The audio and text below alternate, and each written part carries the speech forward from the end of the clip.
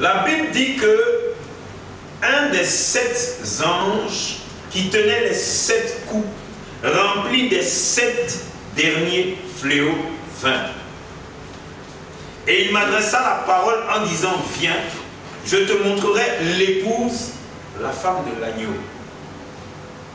Vous voyez, quand vous marchez avec Dieu, vous allez voir que dans votre marche avec Dieu, il va vous donner des précisions divines pour votre marche avec Dieu. Vous savez, je ne suis pas un homme de Dieu qui est à cheval sur la numérologie. Parce que la numérologie est tellement et hautement spirituelle que ça a perdu beaucoup d'hommes de Dieu qui sont devenus mystiques. Donc, je ne suis pas trop dans ces trucs de numérologie. Mais le verset 9 nous parle de quelque chose. Il dit, puis l'un des 7 anges. Amen. L'un des 7 anges. Ensuite, il dit qu'il tenait les 7 coupes. Il pouvait tenir 6 coupes. Amen. Il pouvait tenir 8 coupes. La Bible dit non. L'un des 7, ça veut dire Dieu a choisi 7 personnes. Et ces 7 personnes-là, Dieu dit, tenez, il y a 7 coupes. Maintenant, dans ces 7 coupes, la Bible dit, il y a 7 derniers fléaux. Amen. Et il dit, il m'adressa la parole en disant, viens, ne t'occupe pas des chiffres, même si c'est le nombre parfait, mais viens. Je vais te montrer l'épouse, la femme de l'agneau qui est Jésus-Christ. Je voudrais dire quelque chose à quelqu'un. Tu vois, Dieu merci, Dieu miséricordieux. Mais beaucoup de chrétiens pensent que Dieu, à un moment donné, il ne se lasse pas. Dieu est miséricordieux. La miséricorde existe. Mais à un moment donné, Dieu peut se lasser. Maintenant, regardez quelqu'un comme Saül. Dieu convoque un prophète puissant et Dieu oint Saül pour devenir roi. Saül fait une bêtise pendant sa royauté. Dieu le démet de ses fonctions et Dieu le jette. Quand Dieu jette Saül, non seulement Dieu le jette, mais Saül devient fou. Pourquoi? Parce que pendant que Saül était en train de déguiser, de piquer Dieu jusqu'à l'exaspérer, il ne savait pas en tant qu'être humain que quand Dieu se déplace, Satan prend la place. Je répète, quand Dieu se déplace, Satan prend la place. Et le Saint-Esprit veut te dire aujourd'hui que nous ne sommes plus en avril. En avril, c'était le mois de janvier des chrétiens. C'était le mois où Dieu te sauvait. C'était le mois où Dieu te délivrait. C'était le mois où Dieu te faisait sortir de la difficulté. C'était le mois où il te faisait sortir de l'esclavage, de tous les péchés, de toutes les choses bizarres que tu as dans ta vie. Amen. Amen. Je répète, le mois d'avril servait dans ta vie à ce que Dieu enlève toutes les mauvaises choses qui sont des péchés, qui sont des défauts, qui sont des... C'est-à-dire, c'était le mois de la délivrance. Amen. Et maintenant, nous ne sommes plus dans le mois de la délivrance, nous sommes dans le mois suivant. Quand tu regardes la progression d'Israël, ils n'ont pas passé le temps dans la délivrance. Amen. Ok. Donc, le Saint-Esprit dit, fais très attention à ce que tu fais dans ta vie actuellement. N'exaspère pas Dieu. Ça veut dire quoi? Ne persiste pas dans le mauvais. Deuxièmement, ne persiste pas dans la médiocrité. Troisièmement, ne persiste pas dans... Oh, comment on appelle ça? C'est-à-dire les gens qui sont toujours hésitants. Toujours hésitants. Dans l'inconstance. Merci. Ne persiste pas dedans. La Bible dit... L'ange dit, viens, je vais te montrer l'épouse de Christ. À un moment donné de ta vie, c'est-à-dire maintenant, tu dois t'arranger pour faire partie de l'épouse. Et la Bible nous révèle dans les Écritures que l'épouse de Christ, c'est l'Église.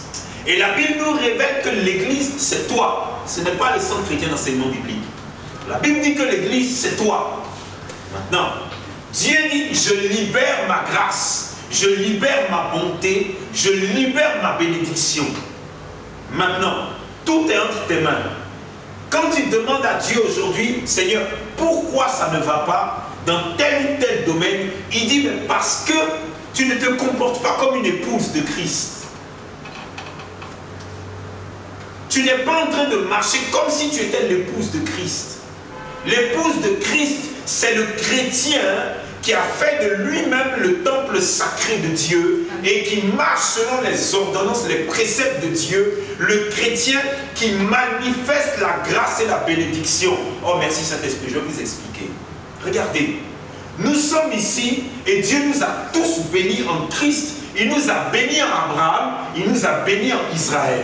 Maintenant, Dieu attend de toi que tu manifestes la grâce dont tu parles aux gens. C'est trop facile de dire aux gens que tu es un chrétien et que tu es une chrétienne. Maintenant, aujourd'hui, Dieu attend que tu manifestes la grâce dont tu parles et la bénédiction dont tu parles. Comment ça se passe? C'est simple. Dieu a déjà proclamé sur toi quelque chose qu'il avait programmé à ta naissance. Donc, les œuvres des ténèbres et des mystiques, les œuvres du péché ont servi à te détourner. Mais en avril, Dieu vient au moment de la Pâque pour te libérer, te repositionner. Il dit maintenant, fais la démonstration. Amen. Ça veut dire quoi? La grâce est déjà sur ta tête. La bénédiction est déjà sur ta vie. Maintenant, il dit, manifeste-la. Et c'est là où il y a un problème. Pourquoi? Parce que tu ne peux pas manifester tant que tu n'es pas dans la position de l'épouse de Christ. Tant que tu ne te positionnes pas comme l'épouse de Christ, ça ne marche pas. Et Dieu dit à l'homme de Dieu, viens, je vais te montrer. La Bible dit au verset 10, et il me transporta en esprit sur une grande et haute montagne. Écoutez, je vais vous dire un secret ici. Il y a des gens, dès qu'on parle du jeûne, ils pleurent. Il y a des gens, dès qu'on parle du jeûne, ils sont tristes. Il y a un problème que tu as, c'est le jeûne et la prière seuls qui peuvent te faire quitter dedans. Ce n'est pas le prophète Steve, ce n'est pas l'homme de Dieu. Il y a un problème que tu as, c'est le jeûne et la prière qui vont te faire quitter dedans. Maintenant, si tu dures dedans, Satan va te faucher. Pourquoi? Mais parce que tu n'es pas plus puissant que lui. Pour être plus puissant que lui, il faut que tu deviennes l'épouse de Christ. Et étant l'épouse de Christ, tu vas manifester la puissance et le pouvoir de l'époux. Amen. Donc tant que tu ne te comportes pas comme l'épouse, c'est-à-dire l'église, tu ne peux pas manifester la puissance de l'époux. Maintenant il dit, il me transporte sur une grande et haute montagne. Pourquoi? Parce que l'épouse ne peut prospérer que sur la haute montagne. Quand tu fais les 3 jours de jeûne, le jeûne d'Esther, tu es toujours à terre. Quand tu fais les 7 jours de jeûne, tu as monté d'un cran. Quand tu fais les 14 jours, tu as monté d'un autre cran. Quand tu fais les 21 jours, tu es dans une autre dimension qui n'est presque plus humaine. Quand tu atteins les 40 jours, tu es sur la grande et haute montagne, tu es au niveau de l'action prophétique. Tout ce que tu dis, tout ce que tu vois, tout ce que tu dis se réalise, tout ce que tu vois est la réalité. Pourquoi? Parce que tu es sur la grande et haute montagne. L'ange l'a mené où? Sur la grande et haute montagne. Et Dieu dit, tu ne peux pas être l'épouse de Jésus et tu ne vas pas sur la grande et haute montagne. Jésus, il allait sur la grande et haute montagne. Et si tu veux résoudre le problème que tu as, il faut que tu ailles sur la grande et haute montagne. Maintenant, la Bible dit que elle avait une grande et haute muraille. Amen. Je vais te dire quelque chose. Il y en a beaucoup qui sont assis ici, qui viennent en tant que chrétiens, qui prient soi-disant, qui jeûnent, et dans leur vie, il n'y a aucune muraille. Écoutez, faites très attention. Dans ta vie, il n'y a pas de muraille. Et s'il n'y a pas de muraille, tu vas tomber. Ça n'existe pas une ville sans muraille. Et c'est Dieu qui a donné l'inspiration au peuple de Dieu que toujours quand il fabrique une ville, il faut une muraille. Pourquoi? Parce que c'est sur la muraille que monte la sentinelle. Et tu es dans un ministère prophétique et le prophète est une sentinelle de Dieu. Amen. Maintenant, la Bible dit qu'il y avait une grande et haute muraille. Regardez. Oh, merci Saint-Esprit. Merci Saint-Esprit. Merci Seigneur. Le Saint-Esprit me dit, regarde. L'ange conduit l'être humain en esprit sur une haute. Quand un humain dit, il m'a conduit sur une haute et grande montagne, c'est que ça dépasse le dernier immeuble de Côte d'Ivoire. Maintenant, sur cette haute et grande montagne, la Bible dit qu'il y a une ville qui a une haute et grande muraille. Pourquoi? Attends, on est sur la montagne de Dieu. Qui va venir ici? Est-ce que Dieu parle à quelqu'un? On te prend, Dieu te prend, et divinement parlant, spirituellement parlant, pour que tu puisses communiquer avec la nouvelle Jérusalem, avec le royaume de Dieu. Il te conduit sur une haute et grande montagne. Tu arrives sur la haute et grande montagne, on dit il y a une haute et grande muraille. Pourquoi? Je vais vous dire pourquoi. Là où tu penses qu'il n'y a pas d'ennemi, là, il y en a plein. Amen.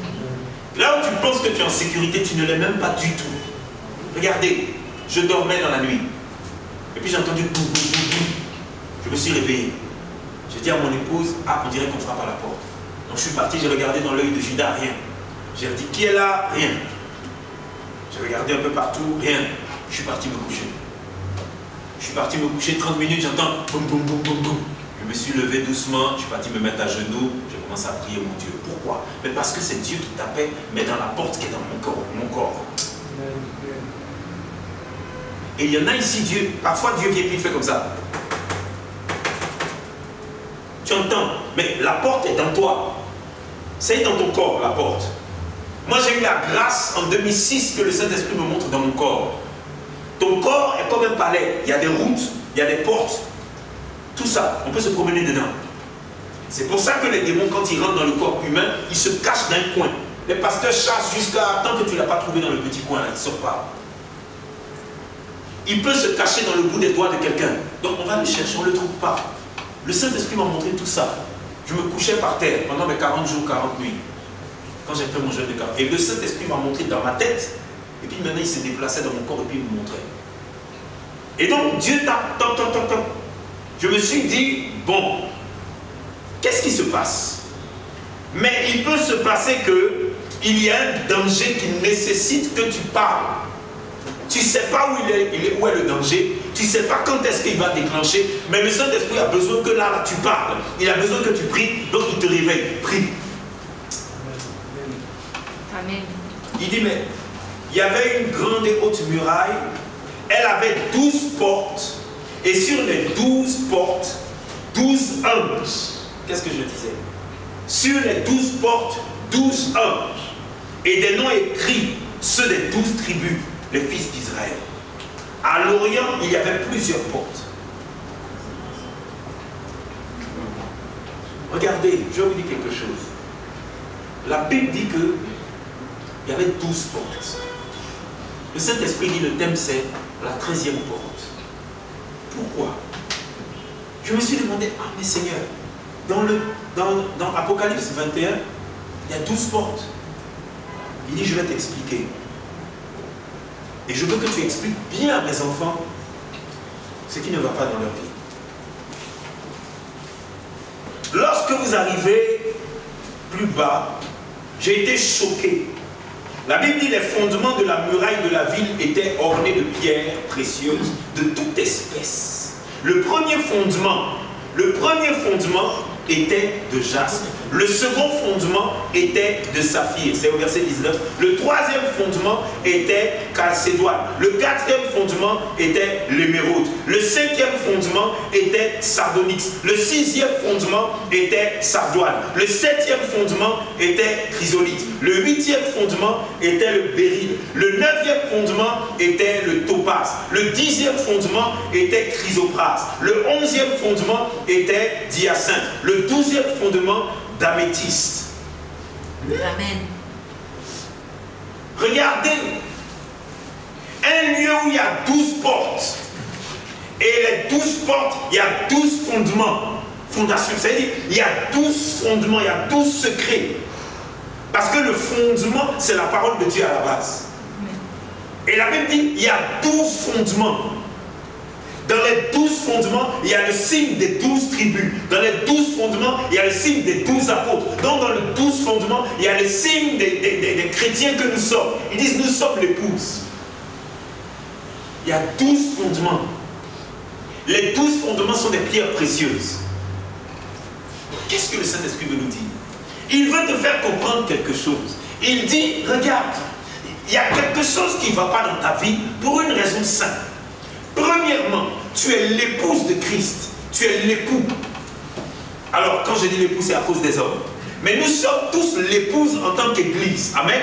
Donc, nous sommes le temple sacré de Dieu. Maintenant, dans ce temple sacré, Dieu dit que vous êtes un symbole. Vous êtes un symbole. Et il n'existe pas de temple sans porte. Tous les temples ont des portes. Il n'existe pas de temple sans porte. Maintenant, dans le temple que vous êtes, il faut qu'il y ait 12 fondements. Ces 12 fondements sont l'état de pierres précieuses. Il n'y a pas de cailloux ici. Il n'y a pas de gravier.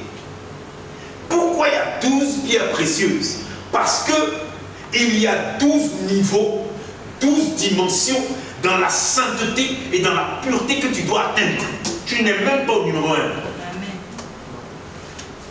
Tu n'es même pas au numéro 1. Il y a 12 niveaux. Il y a 12 fondements. Tant que l'homme de Dieu est là, et puis il dit, ah, le Saint-Esprit dit que, le Saint-Esprit dit que, et toi tu ne l'entends pas, ça veut dire que tu es nulle part. Tu n'as même pas le premier fondement. Pourtant la Bible dit, tu vas dans les eaux du baptême, après Christ te baptise dans le Saint-Esprit, après tu manifestes les dons spirituels, c'est des niveaux. Même les païens, quand on était dans le monde, qu'on a fait du taekwondo, ceinture blanche, ceinture jaune, ceinture bleue, non, jaune barré rouge, ceinture bleue barré rouge, jusqu'à la ceinture noire. Ceinture noire première dame, on s'en va seulement. Mais toi, tu es où? Et Dieu dit, il y a des fondements, il y a des niveaux. Vous savez pourquoi c'est des pierres précieuses? Parce qu'une pierre précieuse est plus précieuse qu'une autre. Donc quand tu as le premier fondement et que tu commences à marcher dans la sainteté, tu es au CP1, frère. Regarde, il y a CP. Avant CP, il y a grande section maternelle. Avant grande section, il y a petite section maternelle. On dirait que toi-même, tu es sur le parvis du paillasson de la petite section maternelle. Parce qu'après, il y a le CE. Après CE, il y a CL. Après, on porte pantalon, on est au collège. Et quand tu commences à compter, on te dit non, 6e, 5e, 4e, 3e, 1er. Vous ne voyez pas que ça va jusqu'à 1. Quand tu arrives 1, 1, 0, terminal, tu rentres maintenant à l'université. Tu es où? Il y a des fondements, il y a des degrés, il y a des niveaux. Qu'est-ce que tu fais? Qu'est-ce que tu fais? Maintenant la Bible dit, parce que je ne peux pas tout expliquer aujourd'hui, que Dieu a mis 12 portes. C'est Dieu qui a mis.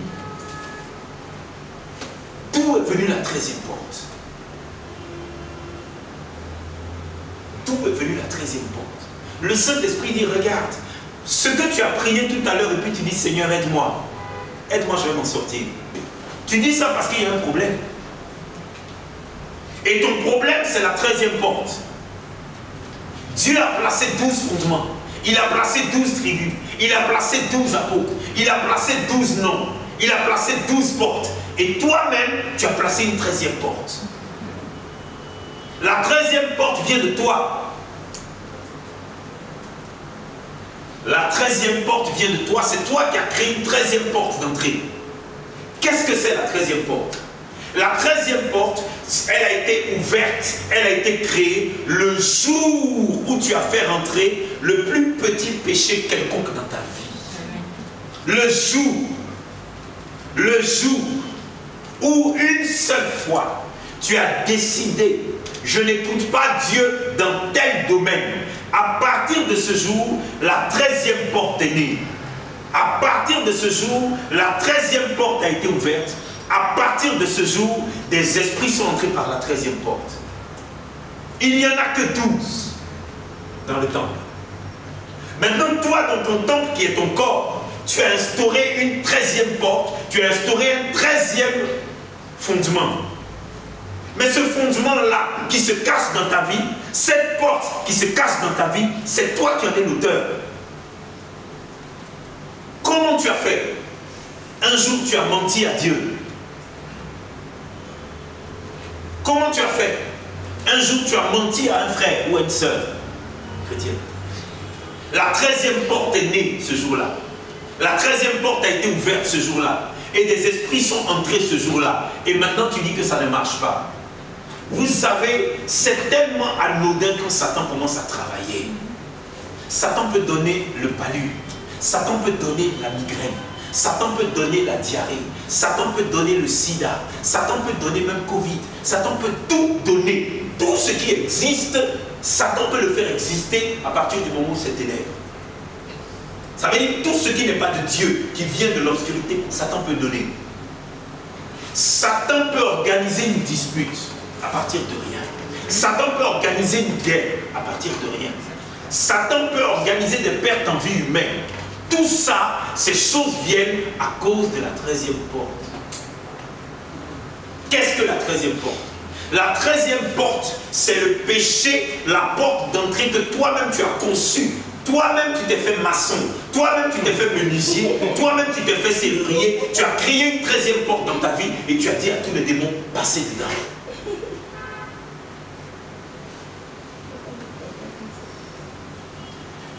Dieu est en train de sonder les cœurs. Et quand il sonde ton cœur, il trouve que tu mens trop. Quand il sonde ton cœur, il trouve que tu mens quand ça t'arrange, et puis tu es chrétien quand ça t'arrange, tu mens quand ça t'arrange, tu es chrétien quand ça t'arrange. Tu mens à qui? Et chaque jour, quand tu te réveilles dans la semaine, tu crées une 13e porte dans ta vie, et Dieu en a marre. Mais à cause de la croix, à cause de la grâce, à cause de la miséricorde de Christ, Dieu dit peut-être qu'un jour il va s'en sortir. Et donc tu perds des choses, mais tu as envie. Mais toute ta vie est un combat. Pourquoi? À cause de la 13e porte. Mais regardez, moi j'ai connu des gens qui travaillaient, qui faisaient leur commerce et tout.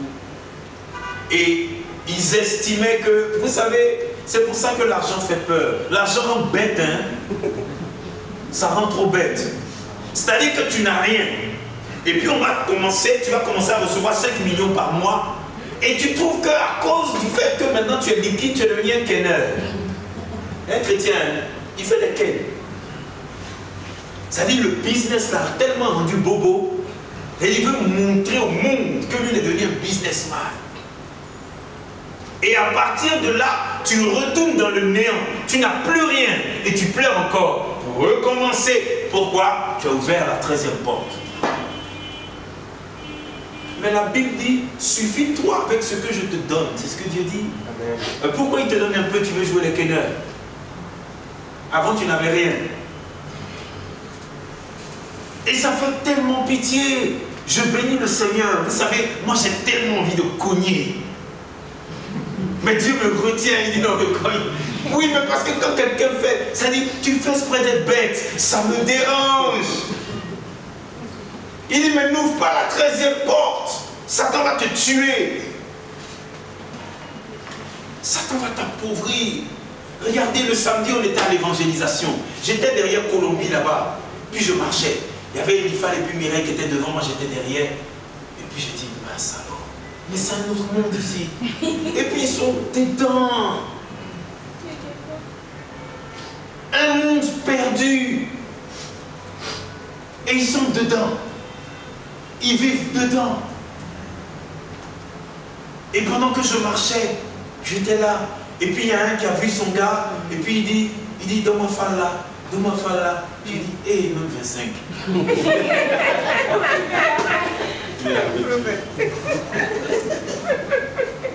Et le gars, il ne sait pas.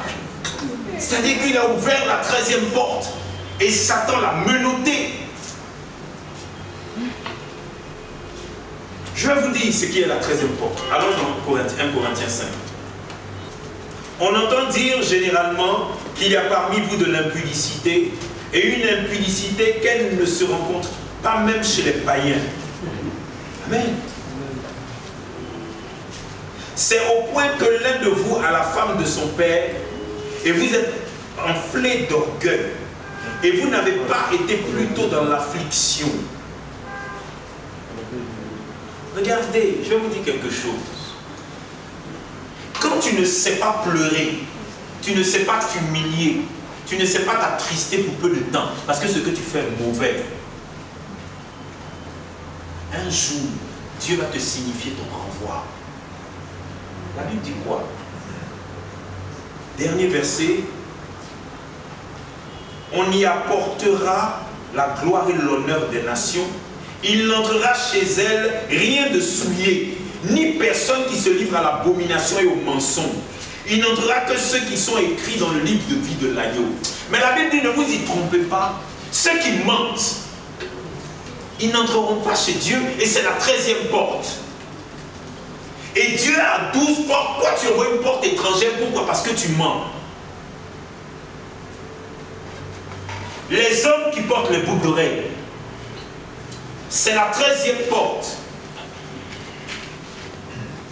Et tu n'entreras pas parce que justement, il y a 12 portes, tu en as ouvert une 13e. Qu'est-ce que la 13e? Un homme ne porte pas de boucle d'oreilles.